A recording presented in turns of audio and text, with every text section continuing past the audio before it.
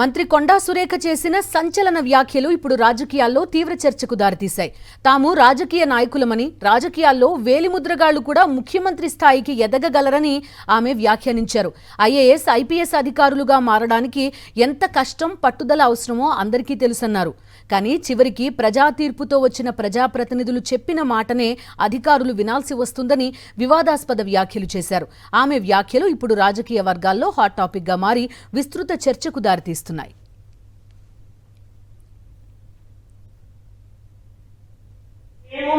Political వాళ్ళు వేలుముద్ర వాళ్ళు కూడా సీఎం అవుతారు.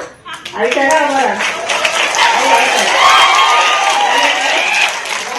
ఒక ఐఏఎస్ ఆఫీసర్ కావాలంటే వాళ్ళు ఎంత శ్రమ పడితే గాని ఆ స్టేజ్కి వస్తారు. వాళ్ళు మా ముందు నిల్చొని నేను చెప్పింది వాళ్ళు వినాలి. అంటే రాజ్యాంగం రాసింది, అది మనం ఏం చెయ్యలేము. దీన్ని విమర్శగా తీసుకోవద్దు దయచేసి, దీన్ని ఎక్స్పోజ్ కూడా చేయొద్దు. నా మనసులో ఉన్న అభిప్రాయాన్ని నేను చెప్తా ఉన్నాను. మాకు చదువు రాదు, మాకు సబ్జెక్ట్ తెలియదు, ఇష్టం ఉన్నట్టుగా వాళ్ళు ఏదైనా చేస్తే ఇష్టం ఉన్నట్టుగా తిట్టేస్తాం, మీరు ఏ పని చేయలేదు. అదానికి రూల్ ఒప్పుకోకపోవచ్చు, దానివల్ల వాళ్ళు చేయకపోవచ్చు. అట్లా అని అందరు అట్లా ఉంటారన్నాడు. కొంతమంది రూల్ పొజిషన్ ఉన్న చేయని ఆఫీసర్లు కూడా ఉంటారు, వాళ్ళు కొంత అడమెంట్ ఉంటారు. అట్లాంటి వాళ్ళని అనడంతో తప్పలేదు.